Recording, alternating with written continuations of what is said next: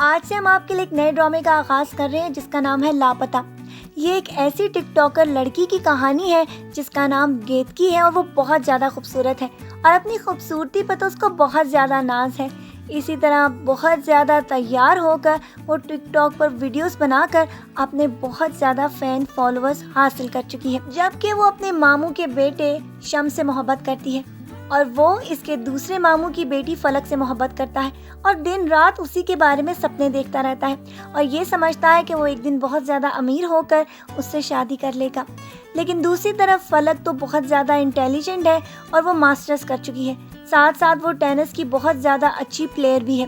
اسی لیے تو آگے جا کر اس نے بہت زیادہ نام کمانا ہے۔ جبکہ شمس تو فلک سے بہت زیادہ محبت کرتا ہے، اسی لیے وہ گیمبلنگ کر کر بہت سارا پیسہ کمانا چاہتا ہے، جس کے بعد تو اس کے والدین خود ہی اس کے ساتھ اس کی شادی کروا دیں گے۔ لیکن اس کا یہ خیال بہت زیادہ غلط ہے، کیونکہ جب اس کے والدین کو اس کے بارے میں پتہ چلے گا تو پھر شاید ان دونوں کی شادی میں بہت زیادہ مشکلات آئیں، کیونکہ کوئی بھی والدین اس طرح کے لڑکے کو کبھی بھی اپنی بیٹی کے لیے پسند نہیں کرتے جو کہ گیمبلنگ کرتا ہے۔ جبکہ ان دونوں کی شادی میں رکاوٹیں ان کی کزن گیتکی کی وجہ سے آنے والی ہیں، کیونکہ صرف وہی جانتی ہے کہ یہ دونوں چھپ چھپ کر چھت پر ملتے ہیں اور وہ اس کا ناجائز فائدہ اٹھاتے ہوئے ان کو بلیک میل بھی کر رہی تھی۔ لیکن ابھی تک اس کو اس بات کا احساس ہی نہیں تھا کہ آخرکار ان دونوں کی محبت کو توڑوانے کے لیے وہ کتنے زیادہ اوچھے ہتھ کنڈے کرنے والی ہے۔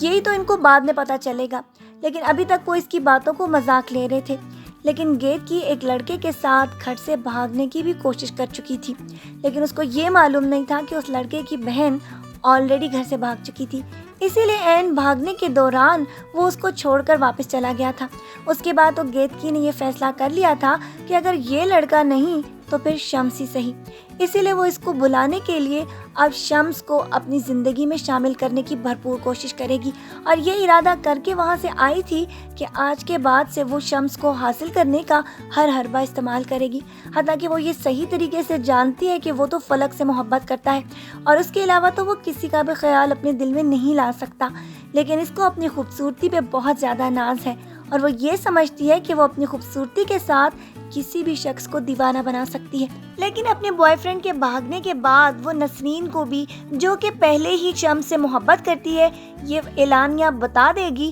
کہ یا تو شمس کی شادی اس سے ہوگی یا پھر نسرین سے۔ فلک کو تو بیچ میں وہ کبھی آنے ہی نہیں دے گی، لیکن فلک بھی اس کو صاف الفاظ میں یہ کہہ دے گی کہ چاہے تم کچھ بھی کر لو،